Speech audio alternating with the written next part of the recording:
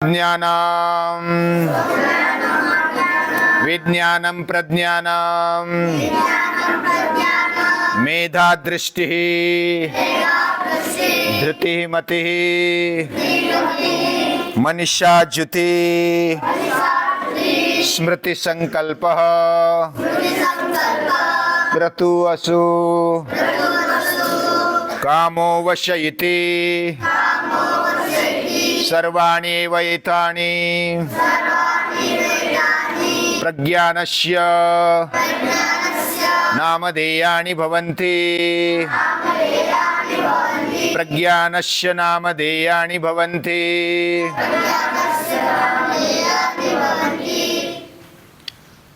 छह अंधे इकट्ठा हो गए और हाथी को समझने के लिए उन्होंने अभ्यास करना शुरू किया।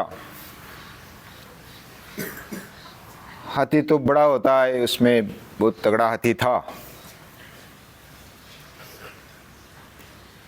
तो सभी इकट्ठा हो गए चारों ओर से, उसको देखने लगे। अभी कैसे देखेंगे, वो अंधे हैं तो कैसे देखेंगे, हाथ लगाकर देखेंगे।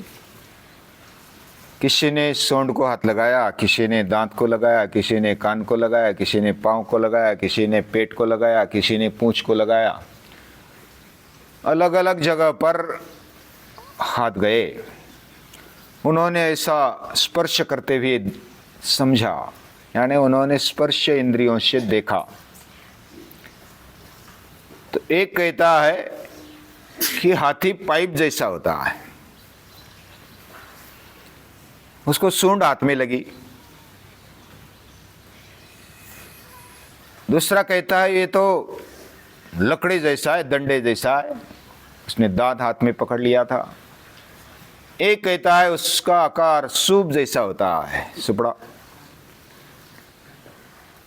तो उसने कान हाथ में पकड़ लिया। एक ने पांव को पकड़ा था, वो बोला कि अरे खंबे जैसा हाथी होता है। एक ने पेट को हाथ लगाया था नीचे से, तो वो बोला कि हाथी तो फ्लैट होता है, पूरा एक लेवल में होता है। एक ने पूंछ पकड़ी थी, उसको ऐसा लगा कि हाथी तो झाड़ू जैसा होता है। उसमें से एक भी गलत नहीं था, गलत था, वो गलत नहीं थे, लेकिन वो पार्टली सत्य थे। उन्होंने रियलिटी तो देखी, लेकिन कैसे देखी, पार्टली, कुछ अंशतः देखी है, पूर्णता नहीं देखी, नहीं समझी। अंधे होकर भी सभी ओर से देखते तो समझ में आ जाता। वैसा हमारा भी होता है। हम एक चीज को देखते हैं, बाकी रह जाती है, और हम समझते हैं कि ऐसा है। किसी एक को हमने जानने के लिए समझो कि संवाद किया, कुछ कम्युनिकेशन किया, तो उसकी एक साइड हमारे समझ में आ जाती है, बाकी साइड समझ में नहीं आती। तो हम ऐसा सोचते कि ऐसा है। सत्य पहचानने में भी ऐसा ही होता है।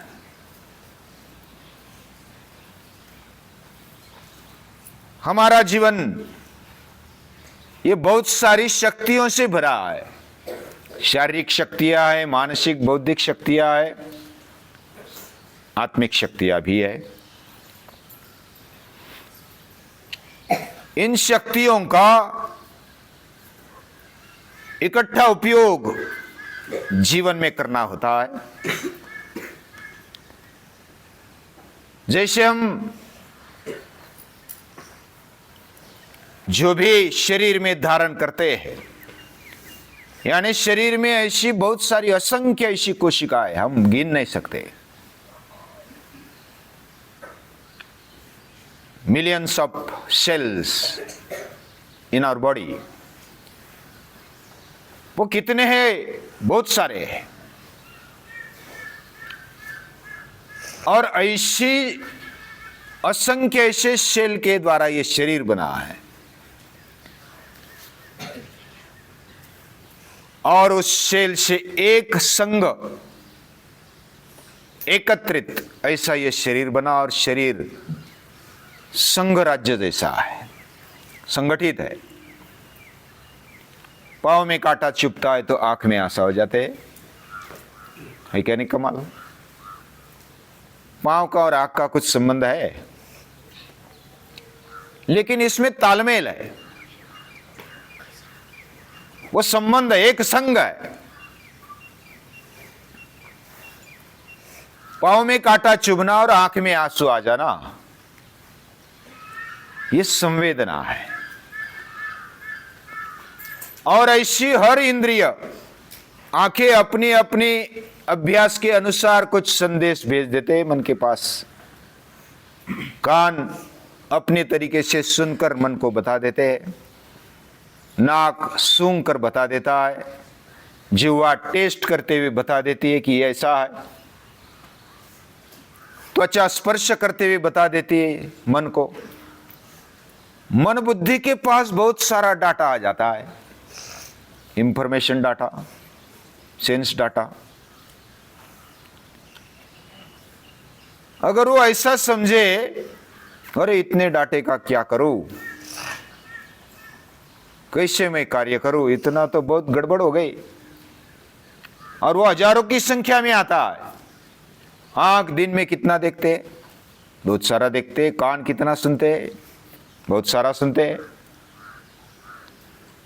त्वचा कहां कहां स्पर्श करती है, नाक क्या क्या सूंघता है, सभी अगर हमें याद रह जाए तो हमारा सिर फट जाएगा। हम भूलते ही अच्छी बात है,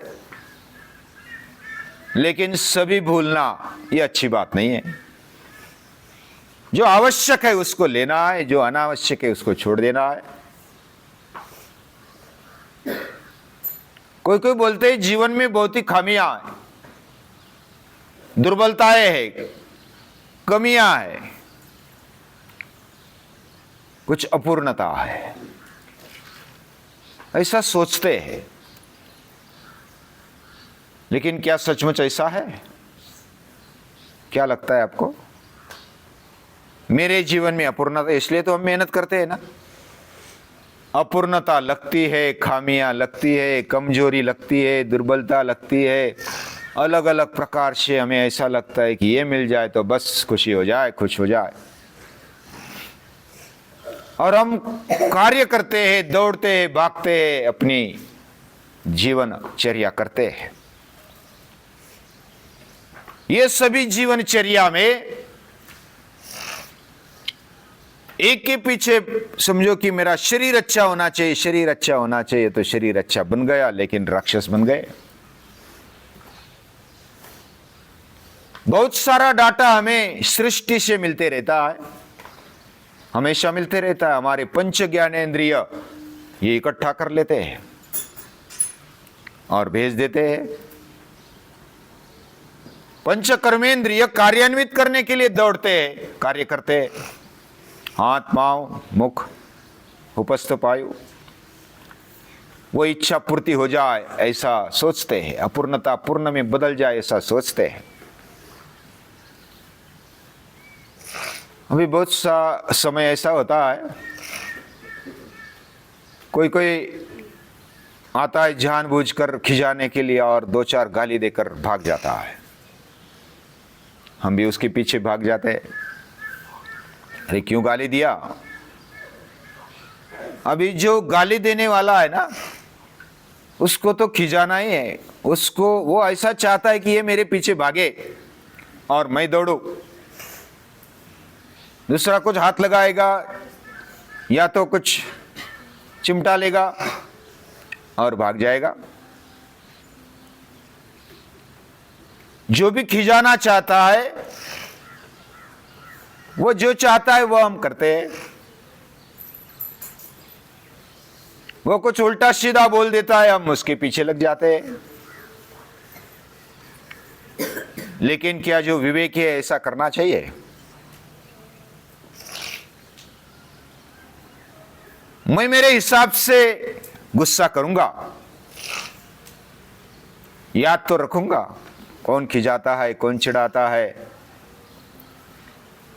और रुक जा, मुझे अभी दूसरा कार्य करना है। इसके लिए स्थिर होना पड़ेगा, बलवान रहना पड़ेगा, अपने आप में सहनशील रहना पड़ेगा, और फिर अपने हिसाब से हम चलते हैं। हाथी चलता है और कुत्ता भौंकता है। हाथी सोचता है कि अरे क्यों भूख रहा है, उसको मालूम है मैं बलवान हूं, ये भौंकता है तो भौंकने दो। हम अपने हिसाब से गुस्सा करें, अपने अंदर जो भी शक्तियां है, दूसरा मुझे गुस्सा दिलाए, दूसरा मुझे कार्य करने के लिए मजबूर करे, ऐसा चलेगा? मैं मेरे हिसाब से चलूंगा। और ऐसी बहुत सारी सूचनाएं आती है, चलते चलते कोई हमें कुछ भी कर दे तो क्या वो उसके पीछे लगना है? हमारे जीवन में जिस लक्ष्य को हमने रखा है उसके पीछे जाना है और सशक्त होकर के जाना है। और सभी जो भी चीजें हमारे पास आती है, हमारे पास कुछ चीजें आती है, कुछ इंफॉर्मेशन आती है, कुछ वस्तुएं आती है, कुछ पदार्थ आते हैं, हमारे अंदर भी बहुत सारे विचार है, ऊर्जा है, कुछ शक्यताएं हैं, संभावनाएं हैं। उन सभी संभावनाओं को, शक्तियों को, ऊर्जा को, विचारों को इकट्ठा करते हुए हम क्या करते हैं? उसमें से जो चाहिए उसको लेते हैं और जो नहीं चाहिए उसको छोड़ देते हैं, और उसमें से हम अपने जीवन को बनाते रहते हैं। कोई पेंटर को देखा है? बड़ा पेंटर क्या करता है? बहुत सारे कलर साथ में रखता है, 100 प्रकार के, सैकड़ों कलर, अलग अलग छटा जिसमें दिखाई देती है, हर एक में अलग अलग ब्रश है। वो ब्रश लेता है और जिधर जो चाहिए उधर वो कलर भरता है और बड़ा सुंदर दृश्य खड़ा हो जाता है। ये कैसे हो जाता है? वो अगर सोचेगा अरे इतने सैकड़ों कलर है, मैं क्या करूं, बस उड़ा देता हूं, लेकिन वो दिमाग लगाता है, विवेक करता है और उसमें से रचनात्मक कुछ क्रिएटिव खड़ा कर देता है, उसको स्वर्ग बना देता है। हमें भी ऐसा लगता है हमारे पास बहुत सारी इंफॉर्मेशन है, विचार है, संभावनाएं है, शक्यताएं है, ऊर्जाएं है, शक्तियां है, उसका क्या करूं? एक को बोला कि तुझे लड़ना है, तेरे एक हाथ में तलवार दिया, एक हाथ में ढाल दे दी, दोनों हाथ तो अटक गए। फिर वो बोल रहा है कि मैं कैसे लड़ूंगा? ये विवेक है। हमारे पास जो भी वस्तुएं है, पदार्थ है, चीजें है, विचार है, ऊर्जाएं है, उसको हमें जिसको चाहिए उसको ले लेना है, जिसको नहीं चाहिए उसको नहीं लेना है, और उसमें से क्या खड़ा करना है? हमारा जीवन सुगंधित करना है। हम बहुत सारे पदार्थ खाते हैं, पीते हैं, खाते हैं ना, उसमें से हमारा पेट क्या कर लेता है? सार सार को ग्रही लही थोथा दे उड़ाए। सार सार को ग्रहण कर लेता है, रस को ग्रहण कर लेता है और हमारे शरीर को भेज देता है। बाकी जो कचरा कचरा विष्टा के रूप में, मलमूत्र के रूप में बाहर फेंक देता है। शरीर करता है कि नहीं करता? सभी अगर पचने लगे तो हमें प्रॉब्लम आ जाएगी, हमारा शरीर जल्दी खत्म हो जाएगा। ये बहुत ही अच्छा बनाया है, जो भी सिस्टम बनाया भगवान ने बहुत ही अच्छा बनाया है। हमें ऐसा लगता है कि हम अधूरे हैं, अपूर्ण है, हमारे अंदर खामियां है, लेकिन हमें बहुत ही सुंदर बनाया है, पूर्ण बनाया है। भगवान भी पूर्ण है। पूर्णमदः पूर्णमिदं पूर्णात् पूर्णमुदच्यते पूर्णस्य पूर्णमादाय पूर्णमेवावशिष्यते। पूर्ण में हम पूर्ण डालेंगे तो भी पूर्ण ही रहता है, पूर्ण में से पूर्ण भी निकाल देंगे तो पूर्ण ही बचता है, उसमें कुछ प्लस माइनस नहीं होता, क्योंकि वो पूर्ण है। शून्य में डालो, कितना भी डालो शून्य, क्या बढ़ेगा? वो तो शून्य ही रहेगा। शून्य में से निकाल दो, पूरे शून्य निकाल दो, कुछ बचेगा? क्या बचेगा? शून्य ही बचेगा। ऐसा है पूर्ण, हमारा जीवन पूर्ण है। हम अपने आप को अधूरा समझते हैं क्योंकि अज्ञान है, हम जानते नहीं। जो भी चीज हमें मिली है इसको मनीषा बोलते हैं। मनीषा को कैसे समझे हम? हमारे पास बहुत सारे विचार है, इंद्रिय है, हमारे पास विचारों के साथ साथ कल्पनाएं भी है। अनेक कल्पना आती है, अनेक विकल्प आते हैं, अनेक ऐसी ऊर्जा संभावनाएं हमारे अंदर है। उसको सही तरीके से काम में लगा देना और उससे स्वर्ग बना देना, सुंदर ऐसा सुगंधी जीवन बना देना, यह हमारी कला है, यह हमारा नैपुण्य है।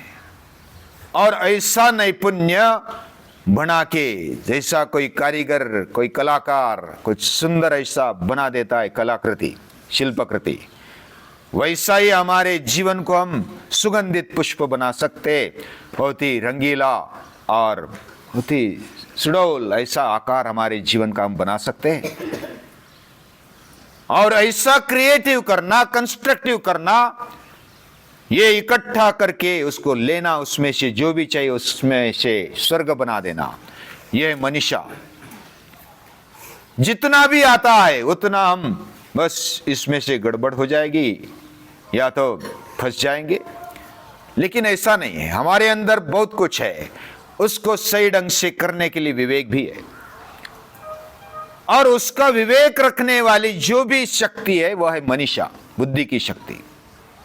उसमें से कंस्ट्रक्टिव निकल सकता है, उसमें से क्रिएटिव निकल सकता है। कोई कलाकार होते हैं तो कचरे कचरे में से फूल बना देते हैं, कुछ डेकोरेशन बना देते हैं। और कोई कचरे में रहता है तो बस दुर्गंधी आ जाती है उसकी। लेकिन उसी को सही बना देना, यह रचनात्मकता, यह मनीषा। हमारा जीवन इस प्रकार स्वच्छ करना, जिस बात को हमने पाया है उसको समझना, हम पूर्ण है और पूर्णत्व को निर्माण करने की क्षमता है। पूर्ण से पूर्ण निकलता है तो वो अधूरा नहीं निकलता। कदाचित दिखने में छोटा हो लेकिन वो पूर्ण होता है। बच्चा छोटा होता है लेकिन उसको हाथ है, पांव है, इंद्रिय है, मन है, बुद्धि है, वो पूर्ण है, उसमें से कुछ कमियां नहीं है। उसको छोटे मात्रा में दिखाई देता है। समझो कि छोटा शून्य है, बड़ा शून्य बन गया तो क्या वो छोटा बड़ा होता है? वो पूर्ण है, उसमें कोई अधूरापन नहीं। हमारा जीवन भी पूर्ण है, उसमें अधूरापन नहीं है। ये समझ के जो भी मिला है, जो भी फैकल्टीज है मन की, बुद्धि की, हमारे शरीर की, इंद्रियों की, उसको इकट्ठा करके उसको एक अच्छा कलाकृति बना देना। भगवान ने बना दी, ये सृष्टि बना दी, हमें बनाया, अधूरा नहीं बनाया। और उसमें से पूर्ण निकल सकता है, ये क्षमता हमारे अंदर है तो हमारा जीवन स्वतंत्र बन जाता है, बहुत ही आनंदी बन जाता है। ऐसे आनंदी जीवन जिन्होंने जिए, ऐसे महापुरुषों को याद करते, उनको नमन करते।